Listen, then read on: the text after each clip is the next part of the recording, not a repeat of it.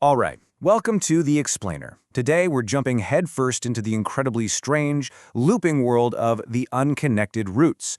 This is a story that really pulls you into a place that, well, it might not be a place at all. You know, this line right from the start tells you everything you need to know. We're not just exploring some spooky forest on a map. We're about to get into a state of mind, a kind of metaphor for every single time we've ever felt completely and utterly stuck. So, let's dive into the first part, the shifting roots trap. This is where a simple search for shelter just goes completely off the rails. Our main guy, Shibby, is caught in this massive storm, totally lost. Out of desperation, he finds this truly bizarre tree. It's got 4 huge roots that prop it up, almost like giant legs. And underneath, a patch of ground that is perfectly, impossibly dry. So of course he ducks under there, just grateful for a second to breathe. But that feeling of relief, it doesn't last long. An old man just appears, offering to share his umbrella. Seems like a nice, kind stranger, right? In the middle of nowhere. And this is where it turns into pure nightmare fuel. The man's face starts to warp, to melt. His body stretches and twists, and that kind voice he had, it turns into this deep, guttural growl. It's a full-on, grotesque body horror transformation right in front of him. Shivy does the only thing anyone would do. He runs for his life. But in his terror, where does he run? Right back to the one safe spot he knows, the weird tree. He basically throws himself onto that dry patch of ground and just collapses completely out of it. And that's when the real trap springs shut. So that brings us to the next piece of this puzzle, echoes in a treehouse. Because Shivy doesn't wake up on the muddy ground. Oh no. He wakes up inside this cozy, rustic treehouse. The storm is gone, the forest floor is gone, and he has absolutely zero memory of how he got in there. As he's looking around this weirdly peaceful prison, he finds a bunch of old journals. He cracks open the first one, and boom, this is the first line he reads. Talk about a chilling confirmation of your worst fear. He is definitely not the first person this has happened to. And as he keeps reading, it gets even worse. He realizes he's just the latest victim in a recurring nightmare. The journals are filled with voices from the past, all describing the same thing. Waking up confused, seeing that same shape-shifting man, and this terrifying idea that the tree's roots can literally twist time and reality. This leads Shivy to his next big problem: 4 impossible paths. See, when he looks outside, it seems like there's a way out.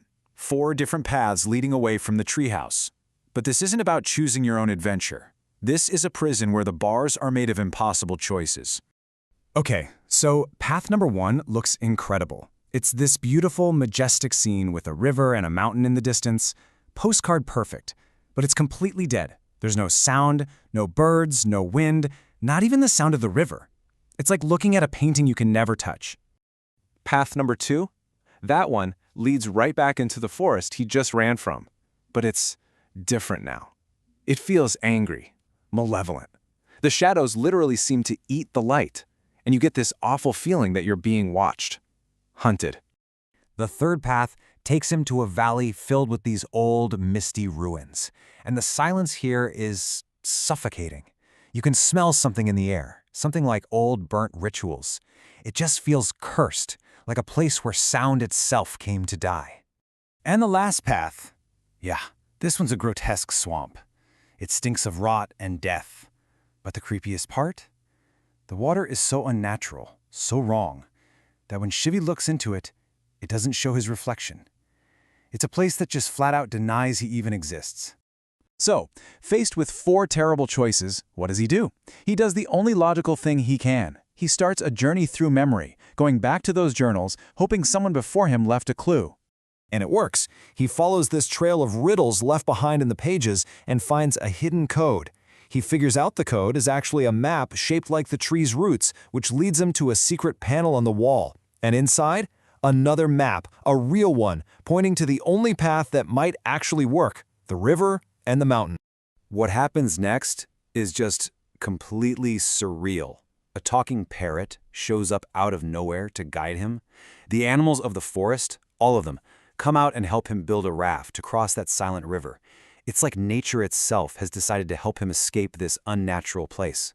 He finally makes it to a cave hidden in the mountain, and inside there's one last journal, and it explains everything. This place isn't a prison you escape from. It's a reflection you have to understand. Each of those 4 paths, they were just mirrors of the self. So, armed with this huge revelation, Shibi walks out of that cave feeling like he's finally won. He thinks the cycle is beginning again, but this time he's got the cheat code to break it. But the path from the cave doesn't lead him to freedom. It leads him in a perfect, heartbreaking circle, right back to the front door of the treehouse. And here is the absolutely devastating twist. After all that, the epic journey, building the raft, crossing the river, finding the cave, he's back in the treehouse, and nothing has changed. The candle is still burning at the same length, the books are in the same spot. Not a single second has gone by. His entire adventure, it was all in his head, an illusion that happened in an instant. And that's when he finally gets it. This isn't a straight line to an exit door. He's in a loop, a cycle, doomed to repeat it just like every single person in those journals. The whole point was never to find a way out. It was to understand why he was trapped in the first place.